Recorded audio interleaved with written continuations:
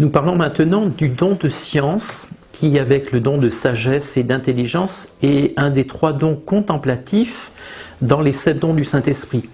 C'est intéressant de voir qu'il y a à peu près équilibre dans les 7 dons entre les dons contemplatifs et les dons plutôt actifs, ce qui nous permet effectivement de demander tous les dons du Saint-Esprit pour être à la fois des contemplatifs et des actifs, ou des contemplatifs, comme disait un jésuite.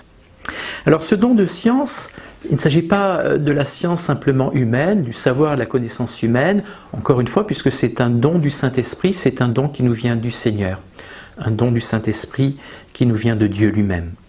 Il nous permet de reconnaître Dieu qui est à l'œuvre dans la nature, la création et aussi dans l'histoire. Saisir à travers la création, dit le pape François, la grandeur et l'amour de Dieu et sa relation à chaque créature. C'est très beau parce que la providence divine a une attention pour chaque créature. D'ailleurs, la providence divine, c'est précisément Dieu qui, dans sa sagesse, conduit chaque créature à sa fin ultime. Et parmi ces créatures, il y a effectivement l'homme, seule créature que Dieu a voulu pour elle-même, nous rappelle le Concile Vatican II. Je vous invite à relire le texte de la Genèse, le premier chapitre de la Genèse, texte de la création, l'œuvre des 6 jours de la création, pour voir comment effectivement, chaque fois il y a ce leitmotiv, Dieu vit que cela était bon. Ce sens nous permet, le don de science nous permet aussi d'apprécier la bonté, la beauté aussi des créatures. Et lorsqu'il s'agit de créer l'homme à l'image et à la ressemblance de Dieu, Dieu s'exclame, après avoir créé l'homme à son image et ressemblance, cela a été très bon. En fait, c'est un superlatif pour montrer que c'est vraiment le sommet de la création. Et Dieu lui-même a placé l'homme au sommet de cette création pour dominer sur les autres créatures, mais les dominant en servant le projet de la création de Dieu et non pas en le rendant esclave. Ce qui veut dire que le don de science nous place en profondeur dans l'harmonie de Dieu, du Créateur, dans l'harmonie avec la création tout entière.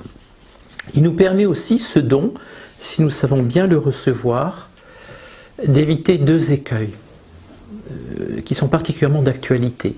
Le premier écueil, ça serait de se considérer comme propriétaire de la création. Et le pape François a une très belle expression pour dire que l'homme ou les hommes ne sont pas les propriétaires de la création, mais ils doivent en être les gardiens. Voilà, ne pas s'arroger la création, faire n'importe quoi, et c'est tout le problème aujourd'hui qui se pose avec acuité de l'écologie, d'une écologie intégrale, au centre de laquelle se trouve l'homme. Et le deuxième écueil, ça serait de nous arrêter aux créatures.